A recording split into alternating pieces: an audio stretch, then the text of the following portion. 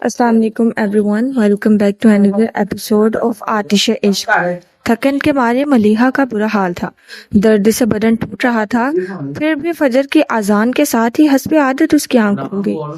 آنکھ کھلتے ہی اسے سب سے پہلے نور الہدیٰ کا خیال آیا اور وہ جھٹکے سے اٹھ کھڑی ہوئی۔ کھڑے ہوتے ہی کوئی چیز اس کے وجود پر سے پھسلتی ہوئی اس کے پیروں پر گر گئی۔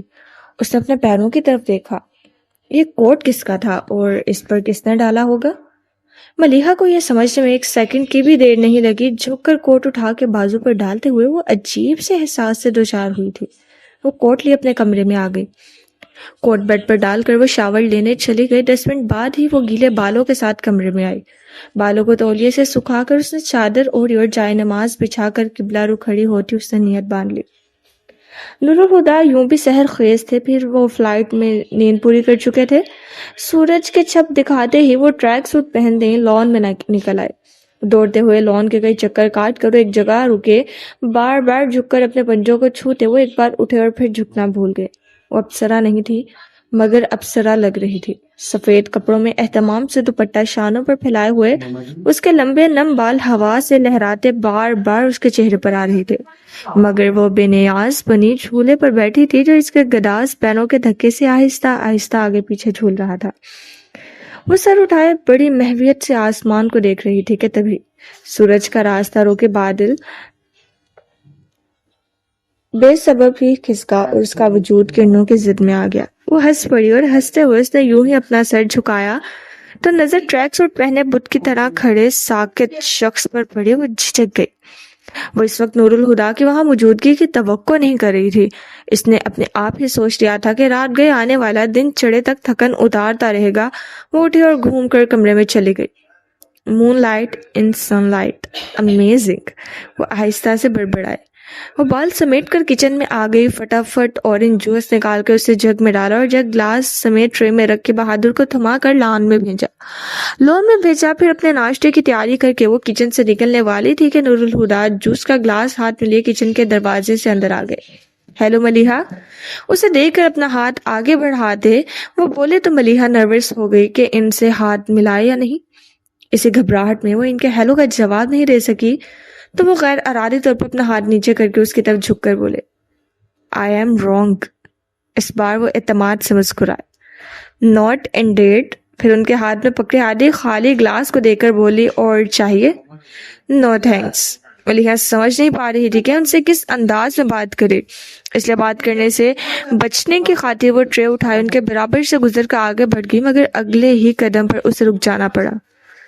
میں 15 منٹ میں نہا کر آتا ہوں، تب تک آپ میرا ناشتہ تیار کر لیں۔ کوئی خاص اہتمام کرنے کی ضرورت نہیں، بس جو باقی گھر والے لیتے ہیں، البتہ چائے اسٹرانگ ہونی چاہیے۔ گلبانوں کو ہدایات دے کر وہ پلٹے تو ملیحہ کو دیکھتے ہی ان کے منہ سے نکلا، واٹ ہیپنڈ؟ اس نے بھی فوراً سے جواب دیا، نتھنگ۔ اس نے آہستہ نفی میں سر ہلایا۔ نور الہدیٰ اپنے کمرے کی طرف بڑھ گئی۔ ٹھیک 15 منٹ بعد وہ ٹراؤزر پر ٹی شرٹ پہنے ڈائننگ روم میں تھے۔ ملیحہ ڈائننگ ٹیبل پر ہی ان کی منتظر تھی۔ انہیں دیکھ کر اس نے گلبانوں کو آواز دے کر ناشتہ لانے کو کہا۔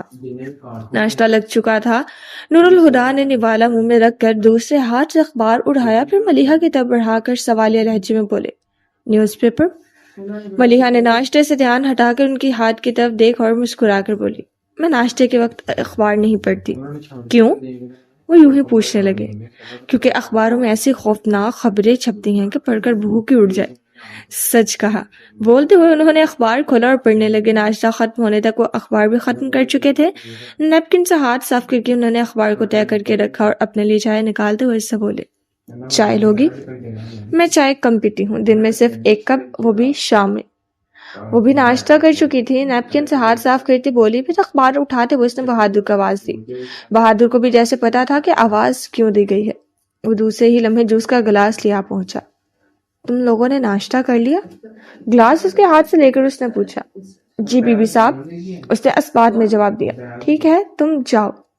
نور الہدیٰ نے چائے پی کر خالی کپ ٹیبل پر رکھتے ہوئے اس سے کہا، فارغ ہو کر میرے روم میں آ جانا۔ وہ سمجھ گئی سامان سیٹ کروانا چاہ رہے ہیں اور ہاں میں سر ہلا دیا۔ وہ کچھ دیر بعد نوک کر کے ان کے کمرے میں آئی تو سارے بریف کیس کھلے ہوئے تھے۔ ایک بڑا اٹیچی کیس تو بیڈ پر ہی کھلا رکھا تھا اور خود نور الہدیٰ ہاتھ میں ہینگر لے کر کپڑے پکڑ کر وارڈروب کا دروازہ کھول کر اس کے سامنے کھڑے تھے۔ ملیحہ آ جاؤ، انہوں نے پلٹ کر اس سے کہا، پھر وارڈروب میں دیکھتے بولے، یہ سب کس نے خریدا ہے؟ میں نے۔ بابا جان کا حکم تھا کہ کمرے کے ساتھ آپ کا وارڈروب بھی سیٹ کر دوں۔ میں نے تو ان سے بہت کہا کہ پتہ نہیں آپ کو میری پسند اچھی بھی لگے یا نہیں، مگر وہ بات ادھوری چھوڑ کر یوں ہی چپ ہو گئی۔ وہ اس کی طرف دیکھ کر مسکرائے۔ تمہاری پسند اتنی اچھی ہے کہ بری لگ ہی نہیں سکتی، مگر ایک پرابلم ہے۔ کیا؟ اس نے پوچھا۔ انہیں کہاں رکھوں؟ انہوں نے کپڑوں سے بھرے سوٹ کیس کی طرف اشارہ کیا۔ لائیں میں رکھ دیتی ہوں۔ اس نے بڑھ کر ان کے ہاتھ سے کپڑے لے کر بیڈ پہ رکھے اور وارڈروب میں جگہ بنانے لگی۔ پھر سوٹ کیس سے کپڑے نکال کر وارڈروب میں لٹکانے لگی۔ اسے مصروف دیکھ کر نور الہدیٰ سائڈ میں ہو گئے۔ ڈریسنگ ٹیبل پر سے سگریٹ کا پیکٹ اٹھا کر ایک سگریٹ نکالا، پھر لائٹر سے سگریٹ جلاتے وہ سوٹ کیس میں سے اپنے ڈاکومنٹس والا بیگ نکالنے لگے۔ تمباکو کی بو محسوس کر کے ملیحہ نے وارڈروب میں سے سر نکال کر دیکھا اور ان کے ہونٹوں میں دبا سگریٹ دیکھ کر بولی، سگریٹ پیتا آدمی ہو یا دھواں چھوڑتا ریل کا انجن، دونوں دکھنے میں ایک سے لگتے ہیں۔ نور الہدیٰ نے چونک کر سر اٹھاتے ہوئے اسے دیکھا تو کہنے لگی، میں آپ کو سگریٹ پینے سے منع نہیں کرتی، مگر میرے سامنے سگریٹ پینے کی کوئی ضرورت نہیں، مجھے بالکل پسند نہیں، سگریٹ بجھا دیں۔ اچانک ہی اس کے لہجے میں جو استحقاق آیا تھا، اسے خود بھی اس کا احساس نہیں ہوا تھا، لیکن نور الہدیٰ نے نہ صرف محسوس کیا تھا بلکہ انہیں اچھا بھی لگا تھا۔ ذرا لب مسکراتے ہوئے انہیں سگریٹ ایش ٹرے میں بجھایا۔ اور کوئی حکم؟ ان کی بات پر اسے لگا کہ وہ کچھ زیادہ ہی بول گئی ہے تو فوراً ہی معذرت کرنے لگی، سوری، میں عام طور پر اس انداز سے بات نہیں کرتی، مگر مجھے سگریٹ سے بہت چڑ ہے۔ کوئی بات نہیں، تم مجھ سے ہر انداز میں بات کر سکتی ہو، وہ بدستور مسکراتے ہوئے بولے تو ملیحہ نظر انداز کرتے ہوئے سوٹ کیس میں سے ایک بڑا سا پیکٹ نکالنے لگی۔ وہ فوراً بولے، اسے میں خود رکھ لوں گی، تم رہنے دو۔ وہ اسے چھوڑ کر پرفیومز کی بوتلیں نکال کر ڈریسنگ ٹیبل پر رکھنے لگی۔ نور الہدیٰ نے وہ پیکٹ نکالا اور اسے رکھنے وارڈروب کی طرف آئے۔ اس وقت بابا جان دروازہ بجا کر اندر آ گئے۔ آئیے بابا جان۔ نور الہدیٰ نے جلدی سے سب چھوڑ چھاڑ کر بیڈ پر سامان ہٹا کر ان کے بیٹھنے کی جگہ بنائی۔ کیا بات ہے، تم اتنی صبح جاگ گئے؟ نیند نہیں آئی؟ نیند تو آ گئی ہے پر آنکھ جلد ہی کھل گئی، فلائٹ میں سوتا رہا تھا شاید اسی لیے۔ اب آگے کیا ارادہ ہے؟ کیا آج جاب کرو گے؟ نہیں، میرا ارادہ ہے کہ بزنس شروع کروں۔ کیوں نہیں؟ وہ خوش ہو کر بولے، تم نے اس بارے میں کچھ سوچا ہے کیا بزنس کرو گے؟ کچھ پلانس تو ہیں، مگر میرا خیال ہے پہلے یہاں کے مارکیٹ کو سرچ کر لوں۔ ٹھیک کہہ رہے ہو، مگر آتے ہی کام میں لگ جانے کی کوئی ضرورت نہیں، کچھ دن آرام کرو پھر ان معاملات پر غور کرنا۔ ویسے اب تم آ گئے ہو تو ساری ذمہ داریاں بھی تمہیں ہی اٹھانی ہوگی۔ سفر کی تھکن اتار لو، پھر میں تمہیں زمینوں کا حساب کتابیں سمجھا دوں گا، بلکہ اگلی بار نواب شاہ جاتے ہوئے میں تمہیں بھی ساتھ لے جاؤں گا۔ بابا جان پلیز، ذمہ داری وغیرہ میں مجھے کوئی دلچسپی نہیں، ویسے تو میں آپ کے ساتھ جا سکتا ہوں اور جاؤں گا بھی، لیکن حساب کتاب والا معاملہ آپ اپنے ہاتھ نہیں رکھیں۔ نور الہدیٰ بڑی انکساری سے بولے تھے۔ بابا جان ہنسے اور کہنے لگے، مظہر فاروقی کا بیٹا کہتا ہے کہ اسے ذمہ داری سے دلچسپی نہیں، یہ تو کمال ہی ہو گیا۔ بھائی جی پکے ذمہ دار تھے، میاں جی کی زندگی میں ہی فصلوں کی بوائی کٹائی کا کام انہوں نے اپنے ذمہ لے لیا تھا، پھر وہ اچانک ہی سنجیدہ ہو گئے۔ دلچسپی کی بات ہے، تم نے مجھے بھی ذمہ داری سے دلچسپی نہیں تھی اور نہ ہے۔ بھائی جی جب تک تھے میں نے کبھی مڑ کر بھی زمینوں کی طرف نہیں دیکھا، مگر باپ دادا کی نشانیاں خود سے الگ بھی تو نہیں کی جا سکتی۔ ملیحہ نور الہدیٰ کے بغیر تو سامان سیٹ کر نہیں سکتے تھے، اور نور الہدیٰ بابا جان کے ساتھ باتوں میں مگن تھے۔ وہ کچھ دیر تو کھڑی ان کی باتیں سنتی رہی، مگر جلد ہی بور ہو گئی۔ بابا جان بیڈ پر بیٹھے رہے اور نور الہدیٰ ان کے سامنے جس جگہ کھڑے تھے ملیحہ کی طرف ان کی پوچھ تھی، اور وہ ان کے نظر میں آئے بغیر کمرے سے نکل سکتی تھی۔ اس نے ہاتھ میں پکڑی چیزیں آہستگی سے ڈریسنگ ٹیبل پر رکھی اور نامحسوس انداز میں دروازے کی طرف بڑھ گئی۔ باہر جانے کے لیے وہ جیسے ہی نور الہدیٰ کے پیچھے سے گزرے، بالکل اچانک ہی انہوں نے پلٹ کے اس کی نازک کلائی اپنی گرفت میں لے لی۔ کہاں جا رہی ہو؟ وہ گڑبڑائی، پھر سنبھل کر بولی، اپنے کمرے میں۔ کوئی کام ہے یا آرام کرنا چاہتی ہو؟ دونوں میں سے کوئی بات نہیں، تو کہیں جانے کی ضرورت نہیں ہے، بیٹھ جاؤ۔ ان کے لہجے میں اپنے آپ استحقاق آ گیا تھا، اور پھر فوراً ہی اپنی بات کہہ کر وہ ملیحہ کا ہاتھ چھوڑتے بابا جان کی طرف مڑ گئے تھے، جیسے جانتے تھے کہ ملیحہ ہر حال میں ان کے حکم کی تعمیل کرے گی۔ ملیحہ نے بھی ان کا حق جتانا محسوس کیا تھا، مگر اسے بالکل بھی برا نہیں لگا اور پاس ہی رکھے صوفے پر بیٹھ گئی۔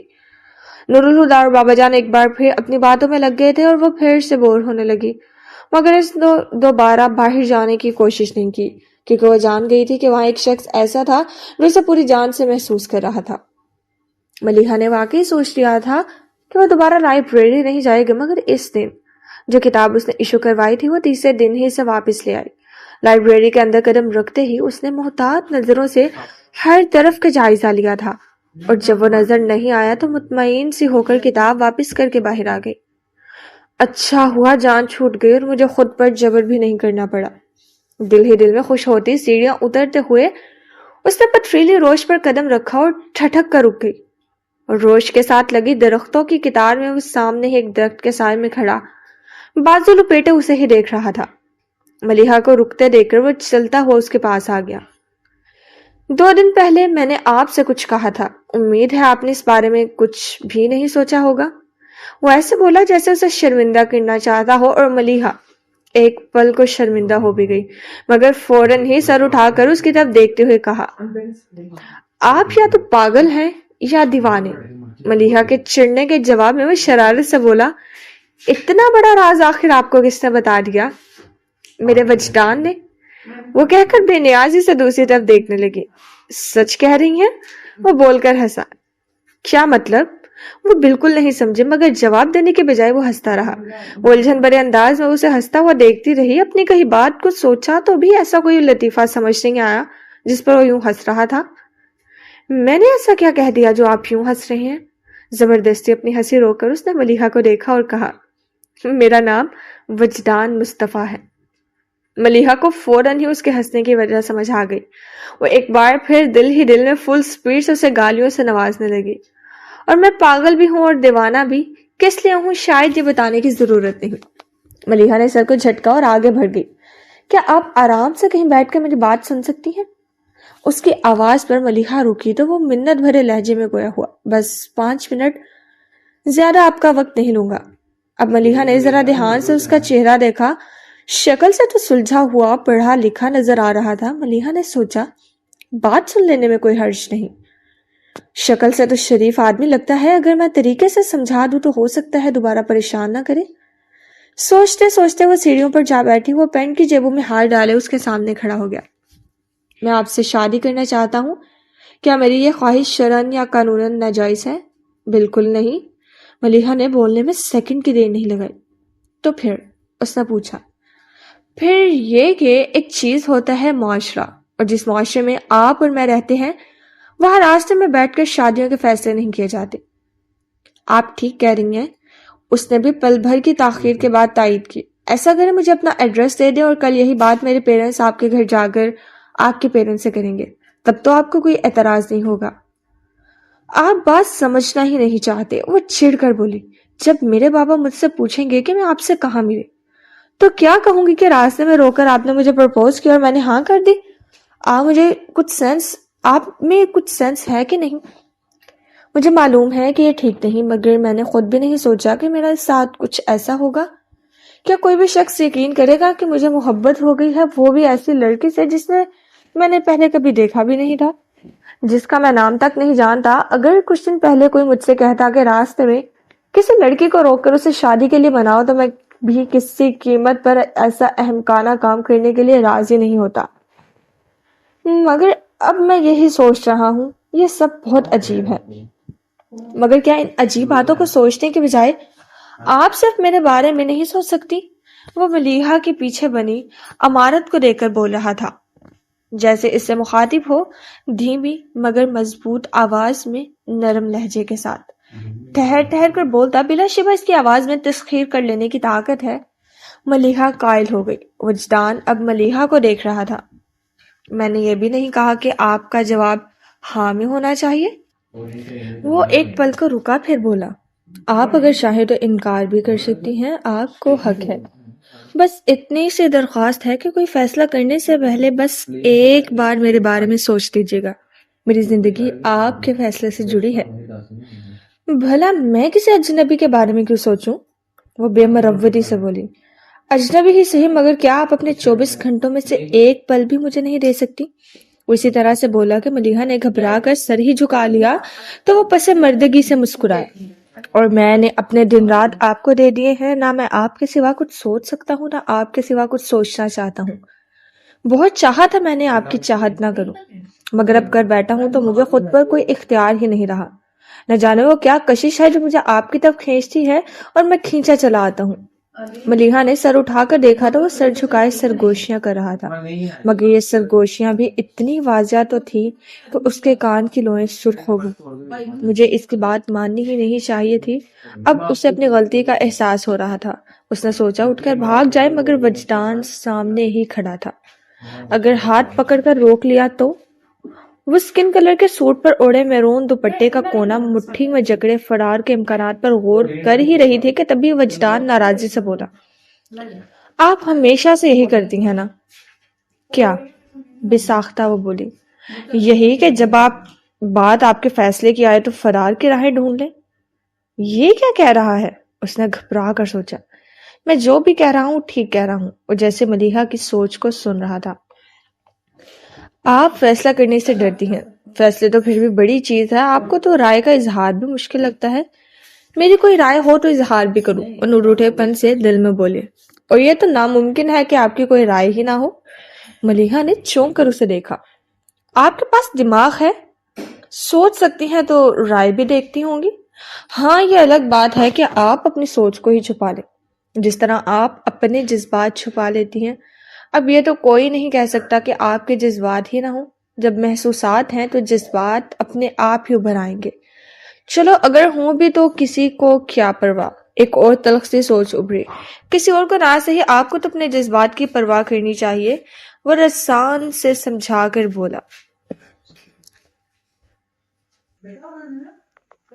جذبات ہی تو روح کا عکس ہوتے ہیں اور انسان کی شناخت محض وجود سے نہیں کی جا سکتی. پتہ نہیں کیوں لیکن مجھے لگتا ہے کہ آپ نے خود کو محدود کر لیا ہے. اپنی ذات کے گرد کھینچی اس حصار کو توڑ ڈالی، کیونکہ کوئی اور تو شاید اس حصار کو پار کر ہی لے گا، مگر آپ خود اس حصار کو پار نہیں کر پائیں گی. ملیحہ کو اپنے سامنے کھڑے شخص سے خوف آنے لگا تھا. شاعر نے کہا تھا، میرا بھی چہرہ پڑھ، میرے بھی حالات بتا. ملیحہ نے تو ایسی کوئی فرمائش نہیں کی تھی، مگر وجدان اتنی فرصت سے اسے پڑھ رہا تھا جیسے خاص طور پر اسی کام سے آیا ہو. وہ گھبرا کر کھڑی ہو گئی. یہ میرے بارے میں اتنا کچھ کیسے جانتے ہیں؟ کیا میرے چہرے پر لکھا ہے؟ سوچتے ہوئے غیر محسوس انداز میں ملیحہ نے اپنے چہرے کو چھوا. وجدان سے اس کی یہ حرکت بھی چھپی نہیں رہ سکی. وہ مسکراتا ہوا بولا، آپ کا چہرہ آپ کا دوست ہے، یہ آپ کے بارے میں کسی کو نہیں بتاتا. اسے خاموش دے کر وہ کہنے لگا، پوچھیں گے نہیں مجھے آپ کے بارے میں یہ سب کس نے بتایا ہے؟ وہ اب بھی خاموش رہی تو وجدان نے جھک کر اس کی آنکھوں میں دیکھا. آپ کی آنکھوں نے. آپ جتنا چپ رہتی ہیں یہ اتنا ہی بولتی ہیں، بس سننے والا ہونا چاہیے. ملیحہ نے فوراً ہی پلکیں گرا لی تو اس کی گھبراہٹ کو محسوس کر کے بات بدل گیا. آپ نے مجھے لائبریری میں ہر طرف تلاش کیا، اگر بالکنی میں دیکھ لیتی تو آپ کی تلاش ختم ہو جاتی. ملیحہ کو یاد آیا کہ لائبریری میں بالکنی بھی تھی اور اس دن اس نے وجدان کی تلاش میں ہر طرف دیکھا تھا، لیکن بالکنی کی طرف اس کا دھیان ہی نہیں گیا تھا.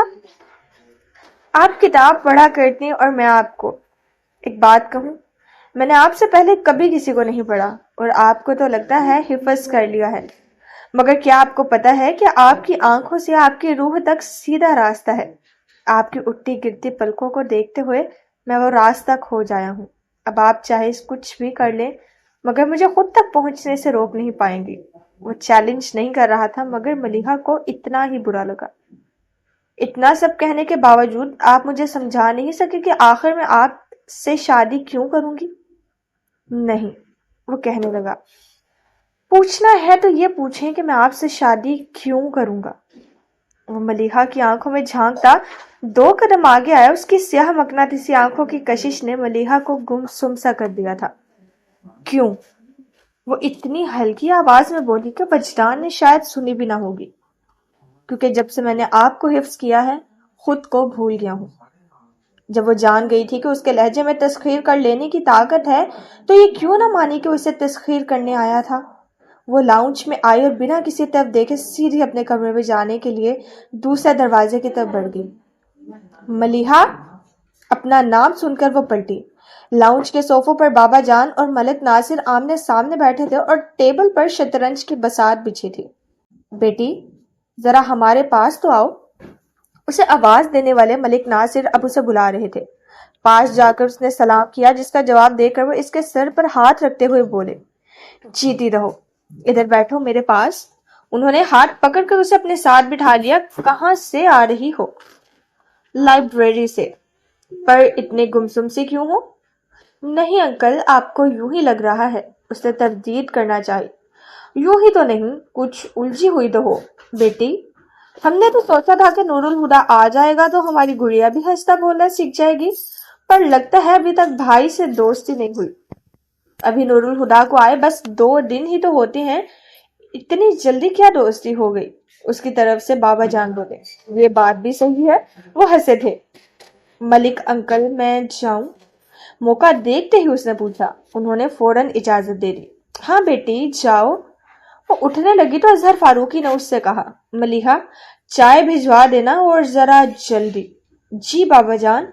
वहां से उठकर किचन की तरफ से गुजरते हुए उसने बहादुर को चाय का कहा और अपने कमरे की तरफ आ गई।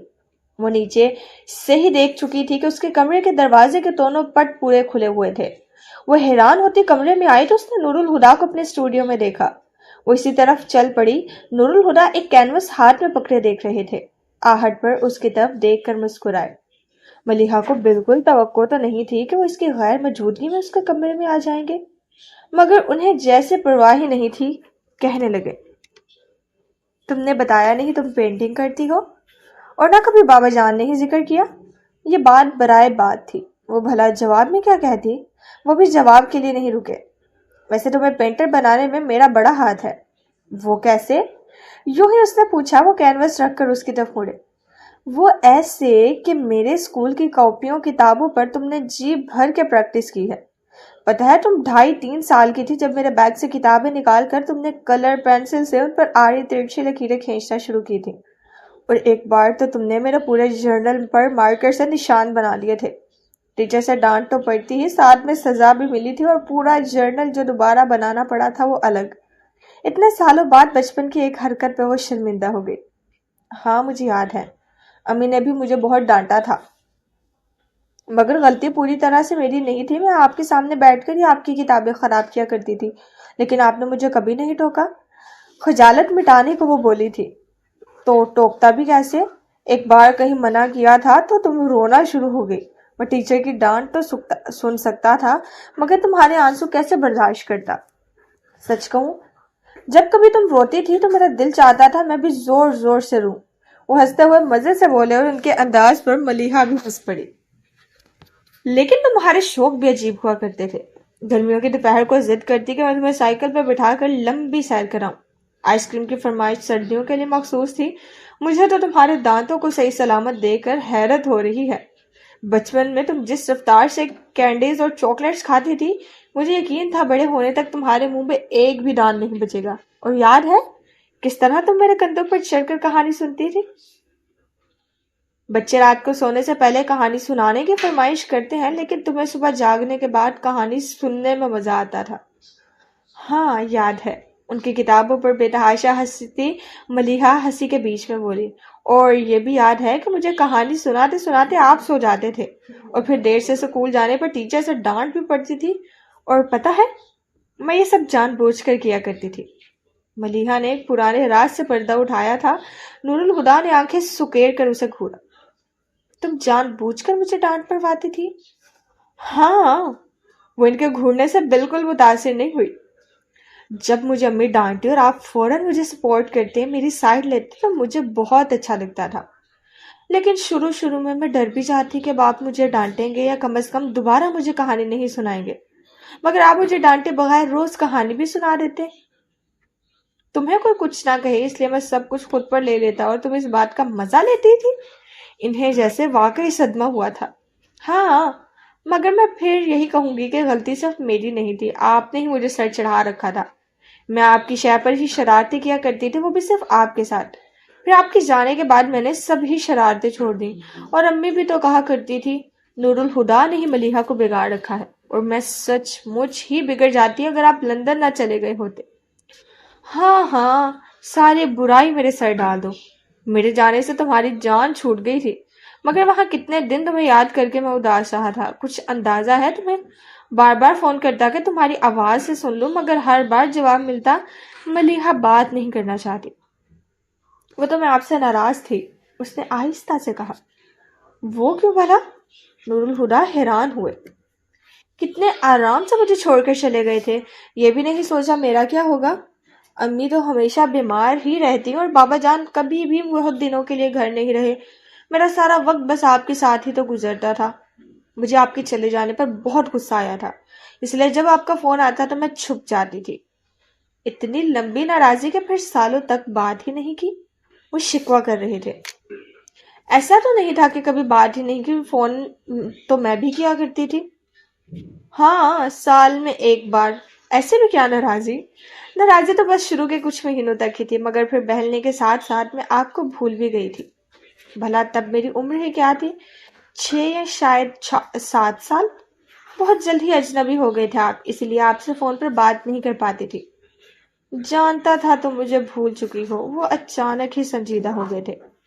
ملیحہ کو اچانک ہی احساس ہوا کہ وہ جان بوجھ کر اس کے بچپن کے حوالے سے بات کر رہے تھے، اور اسے ابھی پتہ بھی نہیں چلا کہ کس طرح باتوں باتوں میں وہ ان سے بے تکلف ہو گئی تھی. فرینڈس؟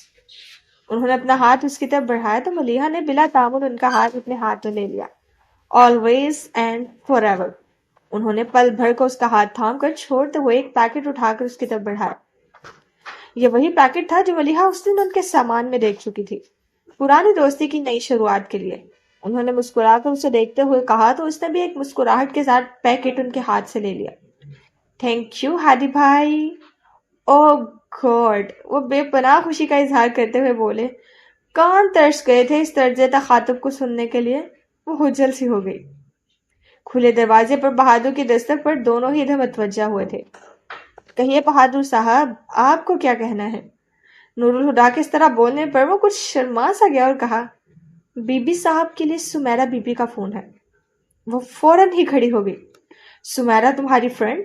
ہاں، اس نے کہا، پھر خیال آنے پر بتایا، لیکن میری کزن بھی ہے، افتخار ماموں کی بیٹی.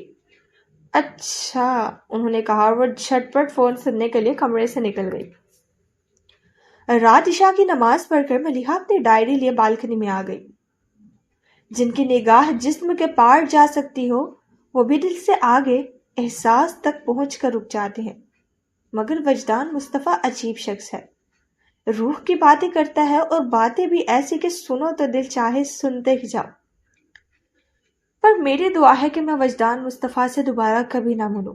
مجھے ڈر ہے کہ مجھ سے وہ سب کروا لے گا جو میں کبھی کرنا نہیں چاہتی، جسے کرنے کی مجھے میں ہمت بھی نہیں ہے. ہم اپنے دل کو تھپکتے ہیں اور سوچتے ہیں کہ تتلیوں کے پروں پر کہانیاں لکھ کر بچائیں کیسے انہیں دھوپ کی تمازت سے. وجدان کے ساتھ ہوئی اس دوسری ملاقات کو 2 مہینے ہونے والے تھے، مگر ملیحہ نے اس دوران ایک بار بھی لائبریری کا رخ نہیں کیا تھا. اسے یقین تھا کہ وہ ابھی بھی اسی درخت کے نیچے کھڑا ہوگا جہاں اس روز وہ اسے چھوڑ آئی تھی. وہ لاکھ انکار کرتی مگر یہ سچ تھا کہ اسے ڈسٹرب کر گیا تھا. اس کے دل کے دروازے تو بند ہی رہے، مگر وہی دل میں اس ادا سے آیا جیسے سورج کی روشنی بند دروازوں کی جھریوں سے گزر کر اندر کے منظر کو روشن کر کے اپنے ہونے کا اعلان کر دے. ملیحہ کی حالت اس نادان جیسی تھی جو ان عیاں ہوتے مناظر سے صرف نظر کرنے کو ہتھیلیاں آنکھ پر رکھ لے، پر جب اجالے نے بند پلکوں میں بھی راستہ بنا لیا تو تڑپ کر وہی ہتھیلیاں آسمان کی طرف اٹھا دیں کہ سورج کو ہی ڈھانپ لیا. وجدان مصطفیٰ کے وجود سے پھوٹتی روشنی نے جب پہلے پہل ملیحہ کی آنکھوں کو چھوا تو اس نے اپنی آنکھیں بند کر لیں، اور پھر اسے پتہ ہی نہیں چلا کہ اس کی بے خبری میں اس کے آس پاس کتنا اجالا بکھر گیا تھا. اور جب معلوم ہوا تو وہ اندیشہ محبت سے گھبرا اٹھی. عجیب سی حالت ہو گئی تھی اس کی. بیٹھے بیٹھے چونک جاتی، بولتے بولتے ایک دم ہی چپ ہو جاتی، اور جب کچھ سمجھ نہیں آتا تو نور الہدا کے پاس پہنچ جاتی. اظہر فاروقی نے ملیحہ میں آئی ان تبدیلیوں کو محسوس بھی نہیں کیا تھا، لیکن نور الہدا نے نہ صرف ان تبدیلیوں کو محسوس کر لیا تھا بلکہ وہ ٹھٹک بھی گئے تھے. ملیحہ کا بے اختیار اپنی طرف آنا انہیں چکا گیا تھا. انہیں اسٹڈی میں بیٹھے کام کرتے ہوئے بہت رات ہو گئی تھی. انہوں نے وال کلاک کو دیکھا جو 12 بجا رہا تھا. پھر باقی کام کل نپٹانے کا سوچ کر وہ پیپر سمیٹنے لگی. تبھی ملیحہ آ گئی چائے کے 2 کپ ٹرے میں لیے. اس نے ٹرے ٹیبل پر رکھی, خود بھی ایک چیئر پر بیٹھ گئی. تم تو جلدی سو جاتی ہو, آج ابھی تک کیسے جاگ رہی ہو؟ اور چائے بھی 2 کپ بنائی ہے, کیا ساری قسمیں آج ہی توڑ دو گی؟ نیند نہیں آ رہی ہادی بھائی, اس نے جیسے شکایت کی. مگر مجھے تو بہت نیند آ رہی ہے اور میں بس ابھی سونے جا رہا تھا. وہ اسے چھیڑنے کو بولے اور وہ چھڑ بھی گئی. آپ کوئی نہیں سونے جا رہے بلکہ میرے ساتھ چائے پیئیں گے اور باتیں کریں گے. وہ اسے دیکھ کر بولے, زبردستی ہے؟ ہاں ہے تو, اس نے صاف گوئی سے کہا, مگر صرف آپ کے ساتھ. جیسے تمہاری مرضی. انہوں نے کپ اٹھایا اور گھونٹ بھر کر کہا. افتخار ماموں آئے تھے؟ ہاں. کپ ہونٹوں سے ہٹا کر اس نے کہا, لیکن آپ تو اس وقت گھر پر نہیں تھے. سڑک سے اندر آتے ہوئے میں نے ان کی گاڑی گیٹ سے نکلتے دیکھی تھی, انہوں نے کہا تو ملیحہ سر ہلاتے ہوئے بتانے لگی. ان کے ساتھ منیر ماموں بھی تھے, وہ دونوں مجھے لینے آئے تھے. کیوں؟ انہوں نے یوں ہی پوچھ لیا. میں نے بتایا تھا نا, 25 نومبر کو سمیرہ اور آفاق بھائی کی شادی ہے. سب رشتہ دار اکٹھے ہو چکے ہیں, کل لاہور سے خالہ بھی آ جائیں گے, تو ماموں نے سوچا مجھے بھی آ کر لے جائیں. پھر تم گئی نہیں؟ بابا جان نے منع کر دیا. جا کر رہنے کی کیا ضرورت ہے, شادی میں بھجوا دیں گے. اس میں بھلا ضرورت کیا چکر ہے؟ تمہارے سب کزنز آئے ہوئے ہیں, ان کے ساتھ تھوڑا انجوائے کر لیتی. اور یہ آفاق بھی تمہارا کزن ہی ہے نا؟ انہوں نے پوچھا. منیر ماموں کے بڑے بیٹے ہیں اور اس دن کارڈ دینے بھی تو آئے تھے. پھر بھی تو تمہیں ضرور جانا چاہیے, تمہارے دو کزنز کی شادی ہے. مگر بابا جان نے منع کیا ہے, اس نے سر جھکا کر بولا. اس نے کوئی جواب نہیں دیا. کچھ دیر اس کی جھکی پلکوں کو دیکھ کر انہوں نے اس پر سے نظر ہٹا لی. اب وہ دروازے میں رول کیے ہوئے چارٹ نکال رہے تھے. پھر ایک چارٹ کھول کر انہوں نے ملیحہ کے آگے رکھا. یہ دیکھو, یہ گارمنٹس فیکٹری کا نقشہ ہے, یہ پروڈکشن ہے, یہ سپروائزر کا آفس, اور اس طرف آگے جا کر ورکرز کے کوارٹرز ہیں. وہ نقشے پر کئی جگہ انگلی سے نشاندہی کرتے جا رہے تھے. کیسا لگا؟ اچھا ہے, وہ نقشے کو دیکھتے ہوئے مختصراً بولی. نور الہدا نے باقی کے 2 چارٹس میں کھول کر پہلے سے کھلے چارٹ پر برابر رکھ دیے, اور یہ دونوں آفس کے بلڈنگز کے نقشے ہیں. 2 آفس بنوائیں گے؟ اس کے پوچھنے پر نور الہدا مسکرا دیے. نہیں, آفس تو ایک ہی ہوگا. یہ نقشے 2 الگ انجینئر سے بنائے ہیں, اور یہ دونوں ہی اتنے اچھے ہیں کہ میں کسی ایک کا انتخاب کرتے ہوئے کنفیوز ہو رہا ہوں. ذرا تم بتاؤ ان میں سے کون سا نقشہ زیادہ بہتر ہے؟ ان کی بات پر ملیحہ گڑبڑا گئی. میں کیسے بتا سکتی ہوں؟ تم پینٹر ہو اور مجھ سے بہتر ان نقشوں کو سمجھ سکتی ہو. مگر پینٹنگ اور آرکیٹیکچر میں فرق ہوتا ہے ہادی بھائی. سینٹی میٹر ناپ کر کھینچی گئی لائنوں کو سمجھنا میرے لیے آسان نہیں. اس نے اب بھی گریز کیا تو نور الہدا کچھ چڑ سے گئے. ایک ذرا سی رائے ہی تو دینی ہے ملیحہ, اور تم اس قدر ہچکچا رہی ہو. اور اس نے بھی تو کہا تھا, آپ کو تو رائے کا اظہار بھی مشکل ہی لگتا ہوگا. اچانک وجدان کا جملہ سماعتوں میں بازگشت کرنے لگا. ملیحہ نے دھیرے سے اقرار کر لیا. ہاں, کیونکہ کبھی کسی نے میری رائے پوچھی ہی نہیں. نور الہدا نے پل بھر کو اسے دیکھا, پھر اس کے گال پر ہاتھ رکھ کے اس کا چہرہ اپنی طرف موڑا. اب میں جو پوچھ رہا ہوں. کچھ پل یوں ہی خاموشی کی نظر ہو گئے. پھر ملیحہ نے ان کے چہرے سے نظر ہٹا کر نقشوں کو دیکھا, اور کچھ دیر غور کرنے کے بعد ایک نقشہ ان کی طرف کیا. نور الہدا نے اس نقشے کو دیکھا اور توصیفی انداز میں کہا, اور تم کہتی ہو تمہیں سینٹی میٹر ناپ کر کھینچی گئی لائنوں کی سمجھ نہیں. ان کی بات کو سنی انسنی کرتے ہوئے پوچھنے لگی, آپ نے یہ نقشہ بھی اپروو نہیں کروائے؟ تم سے اپروو کروائے بغیر میں انہیں اپروول کے لیے کیسے بھیج سکتا تھا؟ چارٹس کو رول کر کے ربر بینڈ چڑھاتے وہ سرسری سے انداز میں بول رہے تھے. ملیحہ نے ان کی طرف دیکھا اور بس دیکھ کر رہ گئی. اگلی دوپہر کھانا کھاتے ہوئے نور الہدا بابا جان سے کہنے لگے, میں سوچ رہا تھا آج شام کو منیر ماموں کی طرف چلا جاؤں. خیریت؟ انہوں نے پوچھا. کچھ لیگل معاملات پر مشوروں کی ضرورت آن پڑی ہے, پھر کمپنی کے رجسٹریشن کے پیپرز بھی بنوانے ہیں. منیر ماموں وکیل ہیں, سوچا انہی سے بات کروں, ان سے زیادہ قابل اعتماد اور کون ہو سکتا ہے. ٹھیک کہہ رہے ہو, بابا جان نے کہا. نور الہدا مزید بولے, آج کل ان کے گھر میں شادی کی تیاریاں چل رہی ہیں, تو میرا خیال ہے وہ آفس تو نہیں جا رہے ہوں گے, گھر پر ہی بات ہو سکے گی. اور ارے ملیحہ, تم بھی ساتھ چلو نا. وہ ایسے بولے جیسے بولتے ہوئے اچانک یاد آیا ہو۔ ملیحہ نوالا چبانا بھول کر انہیں دیکھنے لگی جو خود بھی نوالا منہ میں رکھ کر کچھ سوچتے ہوئے انداز میں بول رہے تھے۔ بلکہ ایک کام کرو، ساتھ میں بیگ بھی تیار کر لینا، شادی میں 2-4 دن ہی رہ گئے ہیں، سب رشتہ دار بھی آ چکے ہوں گے، تم بھی کچھ دن کے لیے رہ آؤ۔ ملیحہ کے حلق میں نوالا اٹک گیا۔ اس نے فوراً پانی کے گلاس کی طرف ہاتھ بڑھایا، مگر نور الہدیٰ انجان بنے اپنی ہی کہی جا رہے تھے۔ آج میں تمہیں چھوڑاؤں گا اور ولیمے کے اگلے دن میں تمہیں لینے آ جاؤں گا، ٹھیک ہے؟ ملیحہ نے اب بابا جان کی طرف دیکھا جو اس ساری بات چیت سے لاتعلق نظر آ رہے تھے۔ نور الہدیٰ کھانا کھا چکے تھے، ہاتھ صاف کر کے اٹھتے ہوئے پھر بولے، شام کو 5 بجے تک بالکل تیار رہنا۔ یہ تو وہ بھی سمجھ رہی تھی کہ یاد دہانی اسے نہیں بابا جان کو کروائی جا رہی ہے، مگر بابا جان نے کوئی ایسی بات ہی نہیں کی۔ وہ تو اطمینان سے ٹیبل سے اٹھ گئے۔ اب ملیحہ کے لیے بھی کھانا کھانا مشکل ہو گیا تھا۔ پھر جیسے ہی بابا جان کھانا ختم کر کے اٹھے، وہ نور الہدیٰ کے کمرے کی طرف بھاگی۔ نور الہدیٰ لائٹ آف کر کے سونے کے لیے لیٹ گئے تھے۔ ملیحہ آندھی طوفان کی طرح کمرے میں آئی اور لائٹس آن کر کے ان کے بیڈ پر چڑھ کر بیٹھ گئی۔ نور الہدیٰ اٹھ کر بیٹھتے ہوئے بولے، کیا بات ہے؟ ابھی آپ نیچے کیا کہہ رہے تھے؟ گو کہ وہ اس کی بات کا مطلب سمجھ گئی تھی، پھر بھی معصوم بن کر بولی، شام 5 بجے تک تیار رہنا؟ مگر بابا جان نے منع کیا تھا۔ کب؟ وہ اب بھی بن رہے تھے۔ وہ تو کچھ بولے ہی نہیں، خاموشی سے کھانا کھاتے رہے۔ اوفو، میں ابھی کی بات نہیں کر رہی۔ کل بابا جان نے ماموں کو منع کیا تھا، رات کو بتایا تو تھا۔ اسے الجھا دے کر وہ سنجیدہ ہو گئے۔ کل منع کیا تھا، آج تو نہیں، تم بس تیار رہنا۔ مگر بابا جان کو کتنا برا لگے گا، ان کے منع کرنے کے بعد آپ کو ایسی بات نہیں کرنی چاہیے تھی۔ بھئی برا کیوں لگے گا؟ وہ حیرت سے بولے، کل جب ماموں تمہیں لینے آئے تو میں کیا گھر پر تھا؟ نہیں۔ کیا بابا جان کو پتا ہے کہ تم نے مجھے ان کے بارے میں بتایا تھا؟ نہیں۔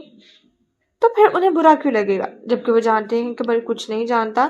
میں نے تو یوں ہی باتوں میں ایک بات کہی تھی، انہیں اگر منع کرنا ہوتا تو منع کر دیتے، سمپل۔ تو آپ نے دھاندلی کی ہے؟ ان کی چالاکی سمجھ کر وہ حیرت سے آنکھیں پھاڑ کر بولی، مجھے نہیں پتا تھا کہ لندن والے اتنے بے ایمان ہوتے ہیں۔ مگر یہ بھی تو دیکھو کہ لندن والے بے ایمانی بھی کس قدر ایمانداری سے کرتے ہیں۔ وہ ڈھٹائی سے بول کر ہنسے، کیا خاک ایمانداری ہے؟ شرم تو نہیں آتی جھوٹ بولتے ہوئے، سیدھے دوزخ میں جائیں گے۔ اس کی علامت کا نور الہدیٰ پر کوئی اثر ہی نہیں ہوا، بولے، ٹھیک ہے چلا جاؤں گا، مگر اب تم یہاں سے جاؤ، مجھے جانا ہے، رات بھی تم نے میری نیند برباد کی تھی۔ اسے جانے کا کہہ کر وہ آرام سے لیٹ گئے، مگر ملیحہ ہلی بھی نہیں۔ اسے اب ایک نئی پریشانی شروع ہو گئی تھی۔ مگر ہادی بھائی، اگر میں چلی گئی تو گھر کا خیال کون رکھے گا، اور آپ دونوں کیسے رہیں گے نا؟ نور الہدیٰ نے سر پر سے چادر ہٹا کر اسے دیکھا، پھر کوہنی قبل اٹھتے ہوئے کہا، گھر کا خیال رکھنے کے لیے ملازم ہیں، اور میں اور بابا جان بچے نہیں جو تمہارے بغیر نہ رہ سکیں، لیکن کھانا پکانے کے لیے بھی تو کوئی اور ہونا چاہیے۔ بابا جان کو نمک مرچ اپنی پسند کی کھانی ہوتی ہے، اور آپ بھی رات کو دیر سے گھر آتے ہیں۔ تمہارا اسسٹنٹ بہادر ہے نا، بھلا وہ کس مرض کی دوا ہے؟ ملیحہ تپ کر بولی، وہ کسی مرض کی دوا نہیں بلکہ خود لا علاج مرض ہے۔ تینوں ٹائم مجھے اس کے سامنے کھانا رکھ کر کہنا پڑتا ہے کہ بہادر صاحب کچھ کھا لیجئے ورنہ فوت ہو جائیں گے۔ اس نے اس طرح سے کہا کہ نور الہدیٰ ہنسنے لگے اور ہنستے ہنستے بولے، گل بانو بھی تو ہے، وہ سب سنبھال لیں گے، اور پھر 1 ہفتے کی ہی تو بات ہے۔ پھر ایک دم روب سے بولے، اب اٹھو، یہاں سے نکلو، چلو۔ انہوں نے ہاتھ پکڑ اسے بیڈ سے اٹھا دیا، مگر گھوم کر واپس بیٹھی کہنے لگی، ہادی بھائی ایسا کرتے ہیں، آج جانے کے بجائے 2 دن بعد مہندی کے دن رہنے چلی جاؤں گی، پھر ولیمہ میں تو آپ آئیں گے ہی، تو آپ کے ساتھ ہی واپس آ جاؤں گی۔ اسے اب تک جوڑ توڑ میں الجھے دیکھ کر وہ گہرا سانس بھرتے اٹھ بیٹھے۔ تمہیں ایسا کیوں لگتا ہے کہ میں اور بابا جان تمہارے بغیر رہ نہیں پائیں گے؟ آخر ایک نہ ایک دن تم شادی کر کے بھی تو چلی ہی جاؤ گی۔ ایک پل وہ ان کی بات پہ شرمائی، پھر ڈھیٹ بن کر بولی، میری شادی ہو گئی تو آپ کون سا کوارے بیٹھے رہیں گے؟ دیکھ لیجئے گا، میرے جانے کے بعد آپ کی بیگم آ کر مجھے ریپلیس کر دیں گی۔ بہت بولنے لگی ہو، مگر مزید میں تمہارے لیے کوئی بات نہیں سن سکتا، مجھے سونا ہے۔ لیکن ہادی بھائی، وہ پھر سے کچھ کہنے لگے تو نور الہدیٰ چادر پھینک کر بستر سے اٹھے اور بازو سے پکڑ کر باہر کی طرف لے جاتے بولے، تمہاری جتنی بھی لیکن ویکن ہیں اگر مگر ہیں ان کا جواب میں شامل ہوں گا، اور اگر تم نے 5 بجے سے پہلے میرے کمرے میں قدم بھی رکھا تو تمہیں ایسی جگہ چھوڑ کر آؤں گا کہ کبھی چاہ کر بھی واپس نہ آ سکو گی۔ اسے کمرے سے باہر چھوڑ کر وہ واپس اندر مڑے تو ملیحہ بھی۔ ہادی بھائی بات سنیں کہتی ان کے پیچھے آئے، مگر دروازہ دھاڑ کرتا اس کے منہ پر بند کیا۔ ملیحہ نے مکہ بنا کر دروازے پر مارنے کے لیے اٹھایا، مگر پھر خود ہی ہاتھ گرا کر منہ بناتی کمرے میں آ گئی۔ کمرے میں آ کر اس نے اپنا بیگ تیار کیا، پھر شام کے لیے کپڑے نکال کر پریس کیے۔ ٹھیک 5 بجے وہ تیار ہو کر نور الہدا کے کمرے کے دروازے پر دستک دے رہی تھی۔ ان کی آواز پر وہ دروازہ کھول کر اندر آ گئے۔ نور الہدا بلیک ڈریس پینٹ پر بلیک شرٹ پہنے، گلے میں ایک میرون اور دوسری براؤن ڈورس والی ٹائی لٹکائے ڈریسنگ کے سامنے کھڑے تھے۔ اسے دیکھ کر بولے، ملیحہ ذرا بتاؤ تو دونوں میں سے کون سی ٹائی زیادہ سوٹ کرے گی؟ بیگ وہیں سائیڈ میں رکھتے ہوئے ان کی طرف دیکھ کر بولے، آپ ہر بات میں میری رائے لینا ضروری کیوں سمجھتے ہیں؟ انہوں نے دو بدو جواب دیا، اور تم ہر بات میں بحث کرنا ضروری کیوں سمجھتی ہو؟ انہوں نے سر جھٹکا، پھر 2 قدم آگے آ کر ایک نگاہ ان کے سینے پر ڈالی اور جا کر الماری میں سے کچھ چھوڑنے کے بعد ان کی طرف آ گئی۔ پھر ان کے گلے سے دونوں ٹائیاں نکال کر ہاتھ میں پکڑی ایش گرے کلر کی ٹائی ان کے گلے میں باندھنے لگی۔ غیر ارادی طور پر ہی نور الہدا کی نگاہ اس پر ٹک گئی تھی۔ وہ اس وقت سفید رنگ کی جارجٹ کی شلوار پر شفون کی قمیض پہنے، سفید شفون کا ہی دوپٹہ کندھوں پر پھیلائے کھڑی تھی۔ کانوں میں سفید موتیوں کے آویزے تھے، آنکھوں میں کاجل کی سی پتلی لکیر، ہونٹوں پر نیچرل شیڈ کا لپسٹک لگا کر بال کمر پر کھلے چھوڑ رکھے تھے۔ کبھی کبھی ایسا ہوتا تھا کہ نور الہدا اسے دیکھتے دیکھتے ایک پل کو سب کچھ فراموش کر بیٹھتے، جیسے ابھی انہیں کچھ ہوش نہیں رہا تھا۔ ٹائی کے نوٹ لگا کر کالر سیدھا کرتے ہوئے ملیحہ ان کی طرف دیکھ کر یوں ہی مسکرائی تو نور الہدا فوراً سنبھلے اور مڑ کر آئینے میں ٹائی ٹھیک کرنے لگے، مگر آئینے میں بھی ان کی نگاہ ملیحہ کے عکس پر تھی۔ تم سفید رنگ مت پہنا کرو، ان کی آواز پر ملیحہ حیرت سے مڑ کر بولی۔ کیوں؟ اس رنگ میں تم اتنی پیاری لگتی ہو کہ ڈر لگتا ہے کہیں تمہیں نظر نہ لگ جائے۔ ہادی بھائی، وہ ایسے بولی جیسے کہہ رہی ہو کیا آپ بیکار کی بات کر رہی ہیں۔ 1 منٹ، اسے رکنے کا کہہ کر نور الہدا نے دراز سے کیمرہ نکال کر آنکھوں پر لگا لیا۔ یہ کیا کر رہے ہیں؟ نور الہدا نے کیمرہ نیچے کرتے ہوئے کہا، تصویر کھینچ رہا ہوں، مگر مفت میں نہیں کھینچوں گا، بدلے میں ایک مسکراہٹ ملنی چاہیے۔ اور ملیحہ فوراً ہی مسکرا اٹھی۔ اس کی مسکراہٹ کو ہمیشہ کے لیے قید کر لیا۔ پھر بابا جان کے کمرے کی طرف آ گئے۔ وہ دروازے کی طرف ہی متوجہ تھے۔ نور الہدا سے 1 قدم پیچھے اندر آتی ملیحہ نے انہیں دروازے کی طرف دیکھتے پایا تو گھبرا کر نور الہدا کا ہاتھ تھام لیا۔ نور الہدا نے اس کا ہاتھ کو اپنی مضبوط گرفت میں لے لیا اور ہلکے سے جھٹکے سے اسے اپنے قریب کر لیا، اتنا کہ اس کا شانہ نور الہدا کے بازو کو چھونے لگا تھا۔ یہ ساری کاروائی بڑے ہی غیر محسوس انداز میں ہوئی تھی، پھر بھی بابا جان کی عقابی نگاہوں سے چھپ نہ سکی۔ بیٹی اور بھتیجے کے اس ہاتھ کو دیکھ کر ایک انوکھا خیال اچانک ہی ان کے ذہن میں آیا تھا۔ نور الہدا ملیحہ کو ساتھ لیے ان سے 2 قدم کے فاصلے پر رک کر بولے، ہم دونوں بس جا ہی رہے تھے، آپ کو اللہ حافظ کہنے آئے تھے۔ وہ ابھی تک کسی خیال کے زیر اثر تھے، زیر لب مسکرا دیے۔ نور الہدا نے ان کی معنی خیز مسکراہٹ کا مطلب تو نہ سمجھے، پر اسے ہی غنیمت خیال کرتے ہوئے بولے، اللہ حافظ کہہ کر پلٹ گئے۔ ملیحہ نے بھی جھٹ سے اللہ حافظ بابا جان کہا اور ان کے ساتھ ہو لی۔ نور الہدا کو دھیان بھی نہیں رہا تھا کہ کمرے سے نکلتے وقت بھی ملیحہ کا ہاتھ ان کے ہاتھ میں تھا اور بابا جان نے باہم تھامے ہوئے ان ہاتھوں کو دیکھتے ہوئے اپنے خیال کو فیصلے میں بدل دیا تھا۔ کار گیٹ پر روک کر نور الہدا نے ملیحہ سے کہا، جاؤ، تو اس نے کہا، آپ اندر نہیں آئیں گے؟ اس وقت مجھے کہیں اور جانا ہے، اندر جاؤں گا تو دیر ہو جائے گی، انہوں نے مجبوری بتا کر کہا۔ ملیحہ حیران نظروں سے ہادی کو دیکھتے ہوئے گیٹ کی طرف چل پڑی۔ 3 منزلہ اس بڑے سے مکان میں ملیحہ کے دونوں ماموں کے خاندان آباد تھے۔ بڑے افتخار حسن کی 3 بیٹیاں تھیں، عظمیٰ، سائمہ اور سمیرہ۔ بڑی دونوں شادی شدہ تھیں۔ سمیرہ ملیحہ کی ہم عمر تھی اور اب اس کا نمبر تھا۔ چھوٹے ماموں منیر حسن کے سب سے بڑے بیٹے آفاق تھے، جن کی سمیرہ کے ساتھ شادی ہوئی تھی۔ اس سے چھوٹی گوہر شادی شدہ تھی، پھر سمن تھا جو ملیحہ اور سمیرہ کا ہم عمر تھا، اور اس سے چھوٹی ارم تھی جس نے ڈور بیل کی آواز پر گیٹ کھولا تھا۔ پھر ملیحہ کو دیکھ کر ہائے ملیحہ آپی آپ کہہ کر اس سے لپٹ گئی، پھر فوراً ہی الگ ہو کر اندر سب کو بتانے بھاگ گئی۔ ملیحہ نے گیٹ بند کیا اور بیگ اٹھا کر بڑا سا لان پار کر کے دلان تک پہنچی تو سب گھر والے اس کے استقبال کو آ پہنچے تھے۔ سب سے پہلے اس کی نظر خالہ پر پڑی۔ السلام علیکم خالہ، وہ سلام کرتی ان کے گلے لگ گئی۔ وعلیکم السلام بیٹی، جیتی رہو، اللہ عمر دراز کرے۔ ساتھ لپٹائے وہ ملیحہ کو دعائیں دیتی بولی، آج صبح ہی پہنچی ہوں، سوچ ہی رہی تھی کہ جنید جاگ جائے تو اس سے کہوں گی مجھے ملیحہ سے ملا لائے۔ دیکھو ذرا کیسی قبولیت کی کھڑی تھی۔ آمنہ، کیا بچی کو دروازے پر روک کر کھڑی ہو، اندر تو لے آؤ۔ یہ بڑی مہمانی تھی۔ ملیحہ نے انہیں بھی سلام کیا۔ بیٹی اندر آ جاؤ۔ وہ سلام کا جواب دے کر اسے ساتھ لے کر اندر بڑے سے ہال میں لے آئیں جو سٹنگ روم کے طور پر استعمال ہوتا تھا۔ وہ صوفے پر بیٹھ چکی تو ممانی کو خیال آیا، ملیحہ کیا اکیلی آئی ہو؟ نہیں ممانی جان، ہادی بھائی چھوڑ کے گئے تھے۔ نور الہدا؟ انہوں نے تصدیق چاہی۔ جی۔ تو دروازے سے کیوں جانے دیا؟ روک لیتی۔ انہیں کسی ضروری کام سے جانا تھا، کہہ رہے تھے پھر آئیں گے۔ نور الہدا بھی جوان ہو گیا ہوگا، آخری بار جب میں نے دیکھا تھا تو 17-18 سال کا تھا۔ انا خالہ نے ہوائی تبصرہ کیا۔ چھوٹی ممانی بولی، ایسا ویسا؟ آپا نگاہ نہیں ٹھہرتی، فریال ہوتی آج تو بیٹے کا صدقہ نکالتی۔ آخر پالنے والی تو وہی تھی، اللہ جنت نصیب کرے۔ اس نے کبھی اپنے پرائے کا فرق نہیں کیا، تبھی تو نور الہدا نے اس کے گھر سے رشتے جوڑ رکھے ہیں۔ لندن سے آتے ہی دوسرے دن ماموں کو سلام کرنے گھر آیا تھا۔ پھر ملیحہ سے بولی، بھائی صاحب کیسے ہیں؟ ٹھیک ہیں۔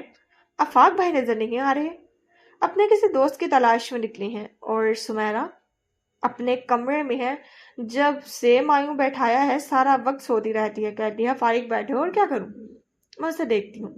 وہ دروازے کے ساتھ موجود سیڑھیاں چڑھتی اوپر سمیرہ کے کمرے میں آ گئی۔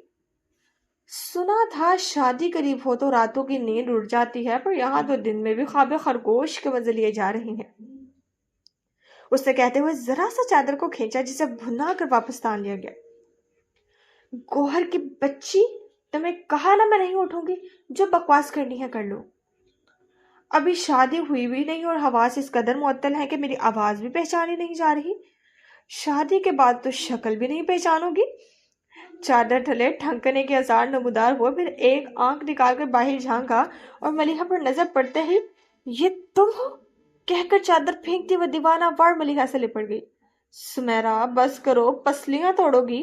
ملیحہ نے بمشکل اسے خود سے الگ کیا۔ وہ الگ تو ہو گئی پر اسے زور کا ہاتھ مار کر بولی، بدتمیز، جب ابو اور چاچو تمہیں لینے گئے تھے تب کیوں نہیں آئی؟ اب آ گئی ہوں نا، وہ بطالت سے بولی۔ اب بھی نہیں آتی تو میں تمہیں جان سے مار دیتی۔ اتنے میں ایک بچہ بھاگا آیا اور بولا، خالہ مما کہہ رہی ہیں آ کر چائے پی لیں، اور بول کر واپس بھاگ گیا۔ چلو، صرف تمہیں بلایا ہے، میرے تو باہر نکلنے پر پابندی ہے کہ خدا نخواستہ آفاق صاحب کی نظر پڑ گئی تو ان کے ایمان کو شدید خطرات لاحق ہو جائیں گے۔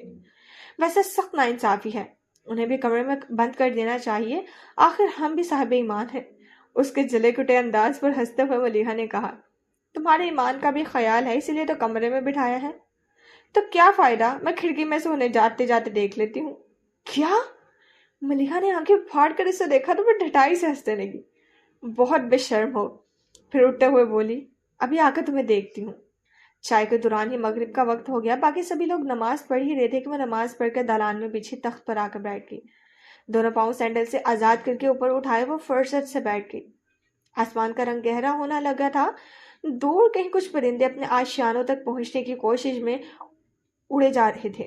وہ فارغ بیٹھی ان پرندوں کو دیکھتی رہی، پھر یوں ہی بھٹکتی اس کی نظر تخت پر کچھ ہاتھ کے فاصلے پر رکھے دوپٹے پر پڑی، جس پر کچھ دیر پہلے سائمہ لیس ٹانک رہی تھی۔ کرنے کو اور تو کچھ نہیں تھا، لیس اور دوپٹہ اٹھایا اور ٹانکنے لگی۔ گیٹ کا دروازہ کھول کر کوئی اندر آیا تھا۔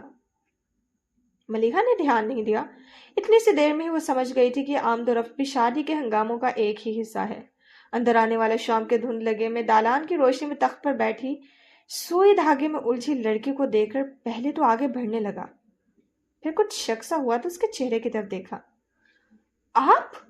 حیرت بھری اس آواز پر ملیحہ سمجھی تو نہیں مخاطب وہ تھی، پھر بھی سر اٹھا کر دیکھا تو چاکلیٹ کلر کے شلوار قمیض میں ملبوس وجدان کو دیکھ کر حیرت کچھ اس طرح غالب آئی کہ احساس بھی نہیں ہوا، اور سوئی دوپٹے میں سے گزارنے کے بجائے سیدھی بائیں ہاتھ کے انگوٹھے میں گھسا دی۔ ملیحہ کا تو انگوٹھے میں اٹھتی ٹیسوں کی طرف دھیان بھی نہیں گیا تھا۔ وجدان نے اس کے انگوٹھے سے خون کے قطرے کو ابھرتے دیکھا تو سر جھٹک کر اس کے پاس چلایا۔ یہ آپ نے کیا کیا؟ اسے ملامت کرتا اس کے سامنے گھٹنا زمین پر ٹکاتا ہوا بیٹھا اور اس کا ہاتھ تھامنے کو ہاتھ بڑھایا تو ملیحہ نے کرنٹ کھا کر اپنا ہاتھ پیچھے کر لیا۔ وجدان نے سر اٹھا کر اس کی طرف دیکھا، پھر جیب سے رومال نکال کر اس کی طرف بڑھایا۔ اس سے تو لے سکتی ہیں۔ ملیحہ نے کچھ ہچکچاہٹ کے بعد رومال لے لیا۔ رومال سے خون صاف کرتے ہوئے اس نے وجدان کو کہتے سنا، آپ نے لائبریری آنا کیوں چھوڑ دیا؟ ملیحہ نے چونک کر اسے دیکھا۔ آپ کو کیسے پتا ہے؟ وہ کچھ بھی بولے بغیر مسکرایا تو ملیحہ نے آنکھیں پھیلا کر اسے دیکھا۔ تو آپ روز وہاں جاتے ہیں؟ میرا مطلب ہے 2 مہینے سے آپ کیسے؟ وہ بے ربط انداز میں بول رہی تھی۔ وجدان کی مسکراہٹ کچھ اور بھی گہری ہو گئی۔ مجھے یقین تو نہیں ہے مگر یہی سچ ہے، میں تیرے واسطے عمریں گزار سکتا ہوں۔ یہی نہیں کہ مجھے جیتنے کی خواہش ہے، میں تیرے واسطے خود کو بھی ہار سکتا ہوں۔ ملیحہ دم بخود سے بیٹھی تھی اور وجدان بھی جیسے ان پلوں کے سحر سے نکلنا نہیں چاہتا تھا۔ وجدان! اس ایک پکار نے طلیسم توڑ دیا۔ وہ دونوں ایک دم سے ہوش میں آ گئے۔ وجدان نے گردن گھما کر آواز کے سمت میں دیکھا۔ گیٹ کے اندر آدھا آفاق سے دیکھ کر حیران ہوا۔ تم یہاں ہو اور میں تمہیں اس سارے شہر میں تلاش کر رہا تھا۔ ملیحہ نے آفاق کو دیکھا اور پھر وجدان کو۔ سر شام ایک شخص ملیحہ کے سامنے گھٹنوں کے بل نیاز مندی سے بیٹھا تھا۔ یہ سچویشن کسی حد تک قابل اعتراض تو تھی، اس خیال سے وہ کچھ شرمندہ بھی تھی، مگر وجدان کے چہرے پر اسے کسی قسم کی گھبراہٹ کے آثار نظر نہیں آئے۔ وہ اطمینان سے اٹھ کر آفاق سے گلے ملا جو شکوہ کر رہا تھا۔ کہاں ہوتے ہو یار، نظر ہی نہیں آتے۔ پاپا بھی تمہاری گمشدگی سے کافی ناراض ہیں۔ صبح تو انہوں نے باقاعدہ حکم ہی دے ڈالا کہ تمہیں کہیں سے بھی برآمد کروں۔ کوئی خاص وجہ؟ کسی کیس کے سلسلے میں وہ تم سے مشورہ کرنا چاہتے ہیں۔ وجدان اچھل پڑا۔ ایڈوکیٹ منیر حسن کو مشورے کی ضرورت ہے؟ وہ بھی میرے مشورے کی؟ کچھ ایسا کہو جسے میں مان بھی لوں۔ سیریسلی یار، پاپا تجھے بہت مانتے ہیں، اور جب سے میں نے ان کی لیگل فرم جوائن کرنے کے بجائے لیگل ایڈوائزر کی جاب کی ہے، تیرے نام سے مجھے تانے بھی سننے پڑتے ہیں۔ چل اندر تو آ۔ آفاق اسے ساتھ لیے اندر چلا گیا۔ ملیحہ جہاں تھی وہیں بیٹھی رہ گئی۔ آفاق نے اسے مکمل طور پر نظر انداز کر دیا تھا، حالانکہ وہ سامنے ہی بیٹھی تھی اور یہ ممکن نہیں تھا کہ آفاق نے اسے دیکھا نہ ہو، مگر جس طرح اس نے ملیحہ کی اندیکھی کی تھی ملیحہ کو بہت عجیب لگا تھا۔ ملیحہ، یہاں کیوں بیٹھی ہو؟ وہاں ہال میں سب ڈھولک کا پروگرام بنائے تمہارے انتظار میں ہیں۔ اٹھو، شاباش۔ سائمہ آ کر اس کے برابر بیٹھے ہوئے بہت پیار سے بولی، پھر اس کا ہاتھ تھام کر اپنے ساتھ اٹھاتی۔ ہال کے ایک جانب بچھے قالین پر ملیحہ کے تمام کزنز اپنے ڈھولک لگائے بیٹھی تھیں، ساتھ ہی سمیرا کو بھی بٹھا رکھا تھا جو ہاتھ بھرے لمبے گھونگھٹ میں تھی، اور پاس ہی صوفے پر وجدان براجمان تھا جو آفاق کے ساتھ باتیں کرتے ہوئے اپنے بازو سے لگی بیٹھی ارم کی چھوٹی سی پونی کو بار بار کھینچ رہا تھا اور وہ بار بار جھنجھلا جاتی۔ ملیحہ ایک اچٹی سی نگاہ اس طرف ڈال کر اپنے کزنز میں آ بیٹھی۔ یا اللہ، میرے ساتھ کیا ہو رہا ہے؟ میں وجدان سے دور جانا چاہتی تھی اور وہ ایک بار پھر میرے سامنے آ گیا ہے۔ میں نے خود کو اس طرف جانے والے راستے پر بڑھنے سے روک لیا تھا، پھر آپ کیوں اسے دوبارہ میرے ساتھ میرے راستے پر لے آئے ہیں؟ یوں لگتا ہے کہ میں دائرے میں قید ہو گئی ہوں، جس بھی راستے پر قدم بڑھاؤں گی اس کے آخری سرے پر وجدان کو ہی کھڑا پاؤں گی۔ ان سطروں کو رقم کر کے اس نے ڈائری بند کر کے احتیاط سے بیگ میں واپس رکھی اور لائٹ آف کر کے ڈبل بیڈ پر جا کر لیٹ گئی، جس کے ایک سرے پر سمیرا بے خبر سو رہی تھی۔ ملیحہ نے دوبارہ وجدان کو اپنی طرف متوجہ نہیں پایا، حالانکہ وہ اس کے آس پاس ہی تھا۔ ان 3 دنوں میں ملیحہ کو بنا چاہے ہی اس کے بارے میں بہت کچھ پتا چل چکا تھا۔ وہ اور آفاق کلاس فیلوز تھے۔ LLB کرنے کے بعد اس نے منیر حسن کا آفس جوائن کر لیا تھا۔ گھر میں سے گھر کے فرد کی حیثیت حاصل تھی اور سبھی لوگ اسے کافی پسند کرتے تھے۔ بڑے ماموں افتخار حسن نے تو وجدان کو بیٹا بنا رکھا تھا۔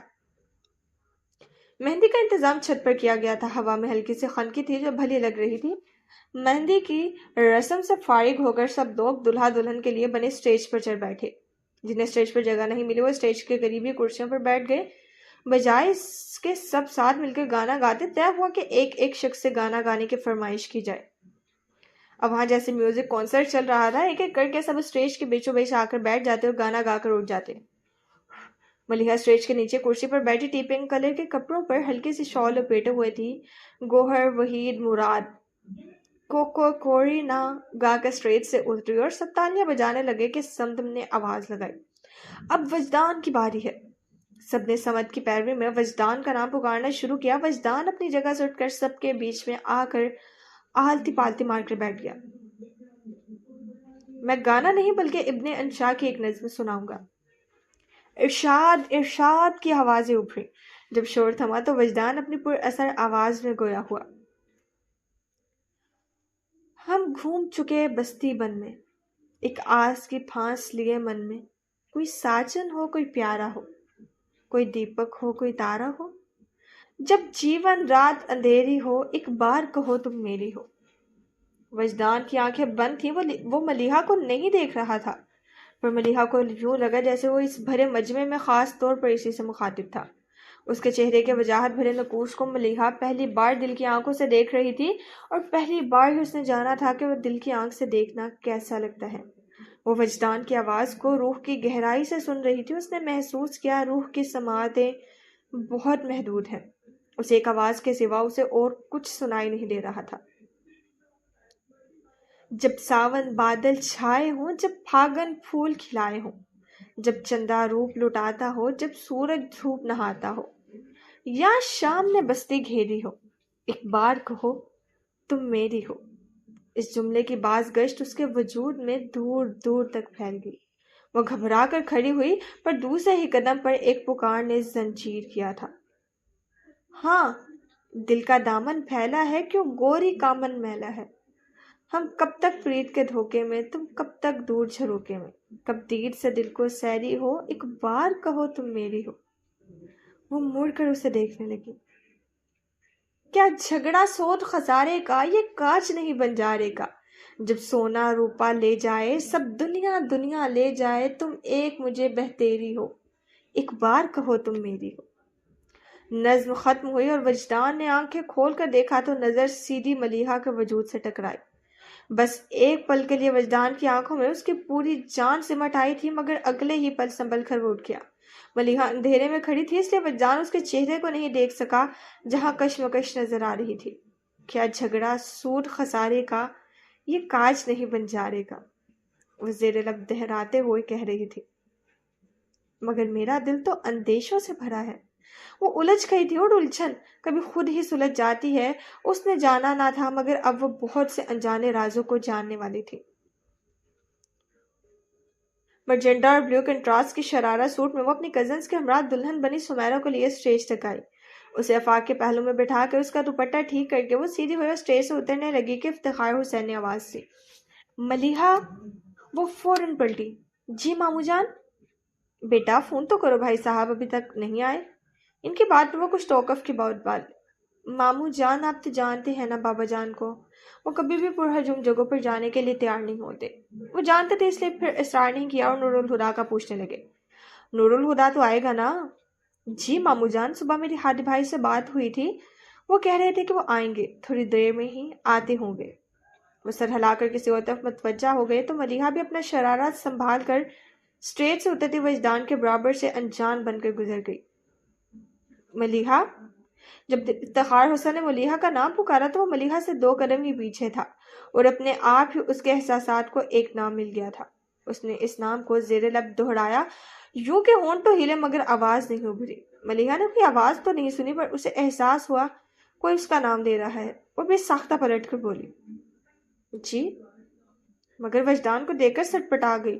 اس کے سوالی انداز پر وجدان بولا، سب کچھ تو کہہ چکا ہوں، اب اور کیا کہوں؟ وہ گڑبڑا کر فوراً ہی پلٹ گئی، مگر جانے کیا ہوا، کچھ قدم چل کر ہی وہ اچانک پھر پلٹی اور فون کو لے کے ڈنر شوٹ میں وجدان کو دیکھا۔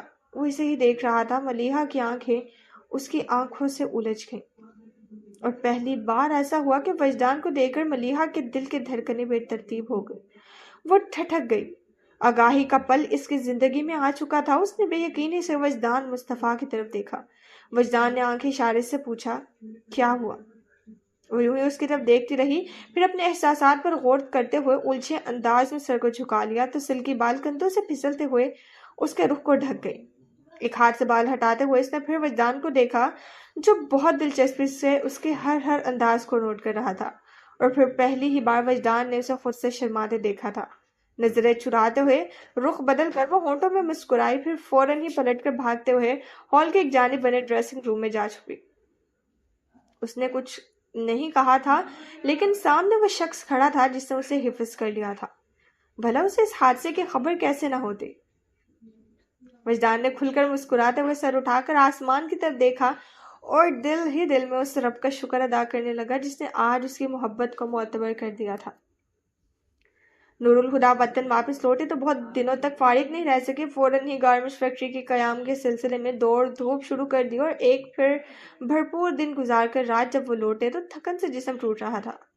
مگر یہ تھکن بس کسرے فاروقی کی چوکھٹ تک ہی ان کا ساتھ دے پاتی، کیونکہ چوکھٹ کے اس پار ایک لڑکی ان کے انتظار میں نیند قربان کیے جاگ رہی ہوتی اور ان کو دیکھتے ہی مسکراتے ہوئے اٹھ کر پاس چلی آتی اور سلام کرنے کے بعد ان سے کہتی، آپ فریش ہو جائیں، میں کھانا لے کر آتی ہوں.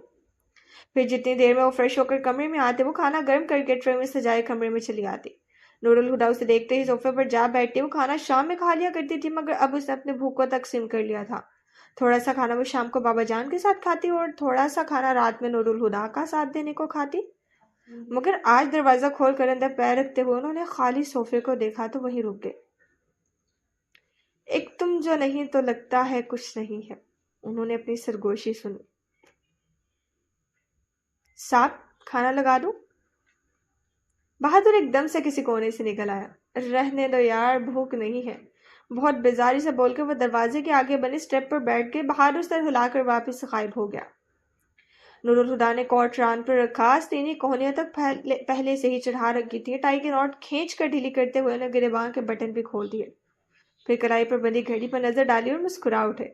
اس وقت انہیں شادی ہال میں ہونا چاہیے تھا. وہ جانتے تھے ملیحہ اس وقت بے صبری سے ان کا انتظار کری ہوگی.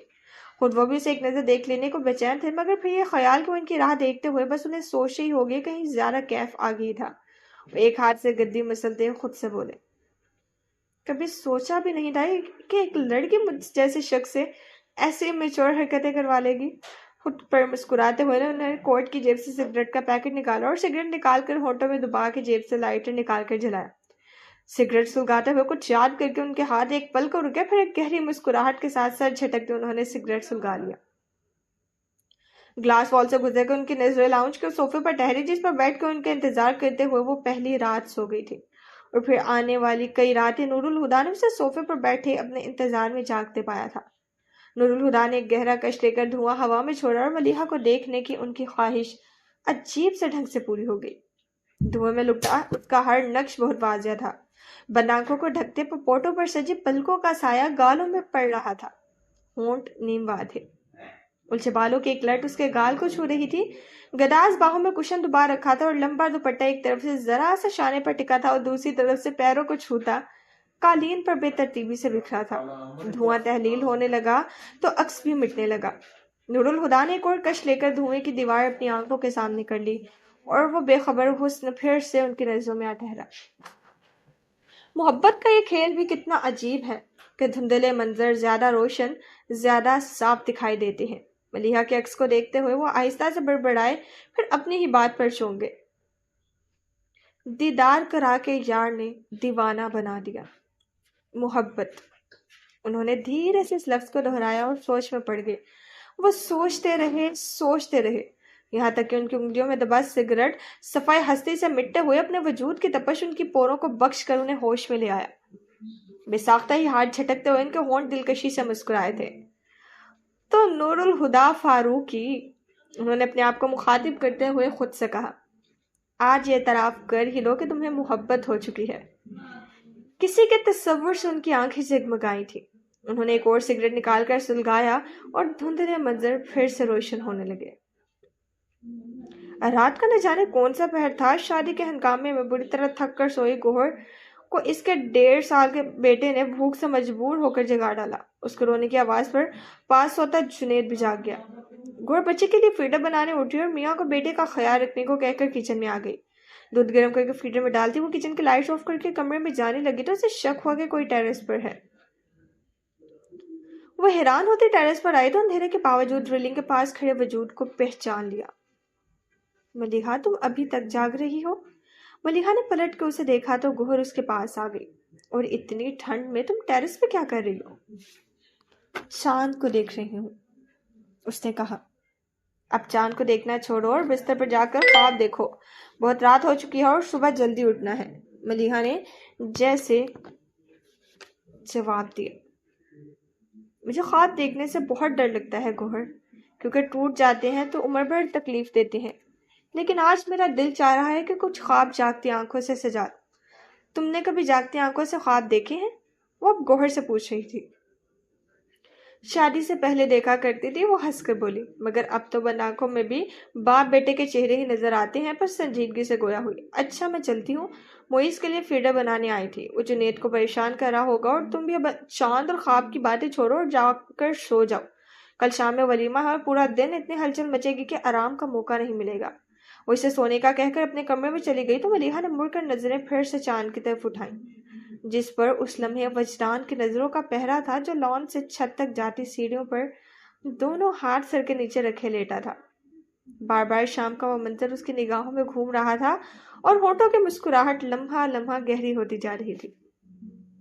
نور الہدیٰ، ملیحہ اور وجدان، تینوں کی آنکھیں زندگی میں پہلی بار ہر جگہ سے آشنا ہو رہی تھی، اور تینوں ہی اس بات سے لاعلم تھے کہ اس ایک رات کا جاگنا انہیں ساری عمر جگائے گا۔ آج نور الہدیٰ ملیحہ کو لینے آنے والے تھے۔ وہ 2 راتوں سے سو نہیں سکی تھی۔ صبح فجر کی نماز پڑھ کر سوئی تو 10 بجے اٹھی اور ناشتہ کر کے کمرے میں آتے ہی اپنا بیگ پیک کرنے لگی۔ وہ ساتھ ساتھ کچھ گنگناتی جا رہی تھی۔ سمیرہ اسے بلانے آئی تو دروازے میں ہی رک کر اسے دیکھنے لگی۔ ملیحہ کو اس کی موجودگی کا احساس ہی نہیں ہوا تو اسے خود ہی کھلے دروازے پر دستک دے کر اسے متوجہ کر لیا۔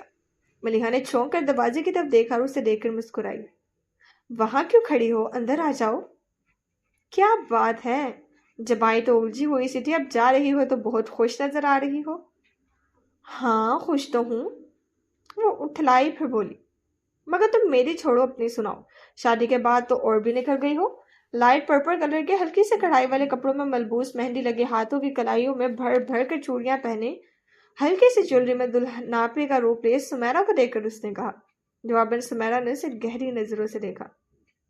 میرا نکھار تو شادی کی وجہ سے ہے، مگر تم کیوں کھلی جا رہی ہو؟ سمیرہ نے کچھ فاصلے پر بیٹھی کپڑے طے کرتی ملیحہ کی تھوڑی کے نیچے ہاتھ رکھ اس کا چہرہ اوپر اٹھایا، جس کے گالوں کی سرخیاں اور بھی گلابی ہو رہی تھی۔ ملیحہ نے اس کے ہاتھ اپنے ہاتھوں میں لے کر جذب سے کہا، محبت سے۔ کیا؟ سمیرہ اچھل ہی تو پڑی۔ ملیحہ نے کھلکھلا کر ہنستے ہوئے کہا، ہاں، اگر محبت ہونے سے پہلے مجھے پتہ چل جاتا کہ محبت اتنا خوبصورت احساس ہے تو کبھی پہلو محبت ہو جانے کے خیال سے خوفزدہ نہ رہتی، مگر اظہار تو اب بھی مشکل ہی لگتا ہے۔ مگر محبت ہوئی کس سے ہے؟ کیا نور الہدیٰ سے؟ پوچھنے کے ساتھ اس نے اندازہ بھی لگایا۔ اس کے غلط اندازے پر وہ سست ہو کر بولی، ان سے محبت ہوئے تو زمانے بیت گئے، اب تو یہ بھی یاد نہیں کہ کب ہوئی تھی۔ مگر وجدان کا نام نہ لے سکی تو چپ ہو کر یوں ہی بیڈ شیٹ کے اندیکھی شکنیں دور کرنے لگی۔ سمیرہ نے اس کے لہجے کو سمجھا نہیں، اس کے لفظوں کو اپنے اندازے کی تصدیق سمجھ کر چھیڑنے کے انداز میں بولی، لگتا ہے انہیں بھی تم سے محبت ہے۔ کل ولیمہ ہوا اور آج لینے آپ پہنچے، ایک دن مزید تمہارے بغیر رہ نہیں سکے۔ ہادی بھائی آگے ہیں؟ نور الہدیٰ کے آنے کا سن کر اس نے پھر اور کسی طرف دھیان ہی نہیں دیا اور سب کچھ چھوڑ چھاڑ کر نیچے بھاگی چلی آئی۔ اسے آتا دیکھ کر منیر حسن کی کسی بات کا جواب دیتے نور الہدیٰ نہ صرف چپ ہو گئے بلکہ بے دھیانی میں کھڑے بھی ہو گئے۔ ملیحہ اسی تیزی سے ان کی طرف بڑھی۔ اس کی رفتار دیکھ کر نور الہدیٰ کے ساتھ ہی صوفے پر بیٹھے آفاق کو خدشہ ہوا کہ وہ سیدھی ان کے گلے لگ جائے گی۔ نور الہدیٰ بھی اس کی تیزی پر بوکھلا گئے تھے۔ پھر ان سے 2 قدم کے فاصلے پر ملیحہ نے اچانک ہی بریک لگا لی۔ اپنی غیر ارادی حرکت پر وہ شرمندہ ہو گئی تھی، اسی لیے کچھ بول ہی نہیں پائی، اور نور الہدیٰ نے اس کے بولنے کا انتظار بھی نہیں کیا۔ انہوں نے اس کے سر پر ہاتھ رکھا اور پوچھا، کیسی ہو؟ ٹھیک ہوں، آپ کیسی ہیں؟ اور بابا جان کا کیا حال ہے؟ میں ٹھیک ہوں اور بابا جان کا حال بھی بہتر ہے۔ پھر اسے کھڑے دیکھ کر کہنے لگے، بیٹھ جاؤ، اور وہ فوراً بیٹھ گئے۔ نور الہدیٰ بھی واپس اپنی جگہ پر بیٹھتے بولے، جی مامو جان آپ کیا کہہ رہے تھے؟ اور ان کی بات چیت کا سلسلہ جہاں سے منقطع ہوا تھا وہیں سے جڑ گیا۔ دوپہر کے کھانے کے بعد وہ اپنا بیگ لینے کمرے میں آئی تو ایک دم سے وجدان کا خیال آ گیا۔ اتنے دنوں سے تو وہ یہیں تھا، پر آج صبح سے نظر ہی نہیں آیا تھا۔ وہ بیگ لیے نیچے آ گئی۔ نور الہدیٰ سب سے رخصت لے کر اس کا بیگ اٹھائے آفاق کے ساتھ گیٹ سے نکل گئے۔ سب سے ملتی ہوئے سمیرہ تک آئی۔ سمیرہ پل بھر کو اس کے گلے لگ کر بولی، اللہ حافظ۔ ارے یہ کیا طریقہ ہے؟ ملیحہ چھمبے سے بولی تو اس نے کہا، طریقہ تو بالکل صحیح ہے، لیکن تمہیں اعتراض کیا ہے؟ ویسے تو میں جب بھی آتی تھی تو جاتے وقت تم کیسے روکتی تھی، تھوڑی دیر ٹھہر جاؤ، اچھا شام کو چلی جانا، اور آج کتنے آرام سے مجھے بھیج رہی ہو۔ ایک بار بھی نہیں روکا؟ کیونکہ میں جانتی ہوں آج تم میرے روکنے سے نہیں رکو گی۔ اس کے روٹھے پن کے جواب میں سمیرا شوخی سے بولی، پر وہ سادگی سے کہنے لگی، ٹھیک کہہ رہی ہو، مجھے آئے بہت دن ہو گئے، اب اور نہیں رک سکتی۔ اللہ حافظ کہہ کر گیٹ کی طرف جانے لگی، اسی وقت وجدان اندر آیا تھا۔ اس نے ملیحہ کو دیکھا، پھر پیچھے کھڑے سب لوگوں کو۔ آپ جا رہی ہیں؟ پہلی بار وہ سب کی موجودگی میں اس سے براہ راست مخاطب ہوا تھا۔ ہاں، اس نے کہا۔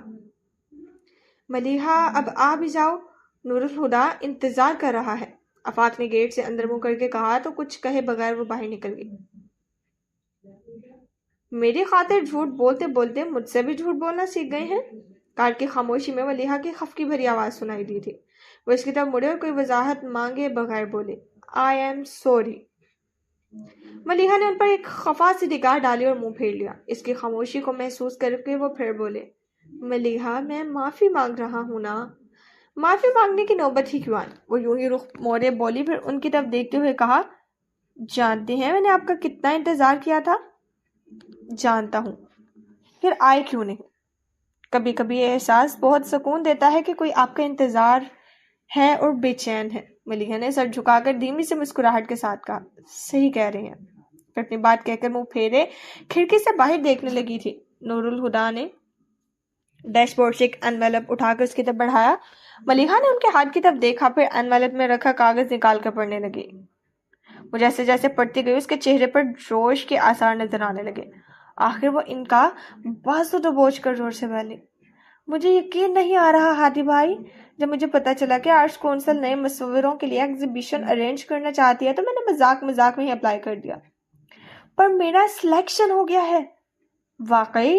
وہ بہت دل سے حیران ہوئے۔ ہاں، اور پتہ ہے اس میں لکھا ہے کہ… وہ لیٹر میں سے کچھ پڑھتے ہوئے ایک دم سے چپ ہو گئی۔ اسے خیال آیا کہ جب اس نے انویلپ میں سے لیٹر نکالا تھا تو وہ کھلا ہوا تھا۔ وہ مشکوک سے انداز میں بولی، ہادی بھائی، یہ انویلپ آپ نے کھولا تھا؟ اب وہ مزید ایکٹنگ کا ارادہ چھوڑ کر ہنستے ہوئے بولے، سوری اگین ہادی بھائی، میں آپ کو سرپرائز دینا چاہتی تھی، اس لیے آپ کو اور بابا جان کو نہیں بتایا تھا۔ وہ بری طرح چڑ گئی۔ نور الہدیٰ کہنے لگے، انویلپ پر آرٹس کونسل لکھا دیکھ کر میں ایکسائٹیڈ ہو گیا تھا، مگر میں نے بابا جان کو نہیں بتایا۔ تم انہیں اپنا سرپرائز دے سکتی ہو؟ آپ مجھ سے کچھ مت کہیں، آپ مجھے آپ کی کوئی بات نہیں سننی۔ اسے روٹے دے کر انہوں نے سڑک پر ایک طرف گاڑی روک دی۔ ملیحہ، انہوں نے آواز دی، مگر وہ منہ موڑے بیٹھی رہی۔ ادھر دیکھو۔ انہوں نے اس کا چہرہ اپنی طرف کیا اور کان پکڑ کر بولے، سوری، لیکن وہ اپنے ہاتھوں کو دیکھتے رہی، ان کی طرف دیکھا ہی نہیں۔ I am really sorry۔ انہوں نے اس کے آگے ہاتھ جوڑ دیے تو ملیحہ نے جھٹکے سے ان کے ہاتھوں کو رکھ کر دیا۔ آپ بہت برے ہیں۔ میں برا ہوں؟ وہ یوں بولے جیسے ان کا برا ہونا ناممکنات میں سے ہو، تو وہ ایک دم ہی ہنس پڑے۔ نہیں، آپ بہت اچھے ہیں۔ اس کے ہنستے ہوئے چہرے کو دیکھ کر نور الہدیٰ ریلیکس ہو گئے۔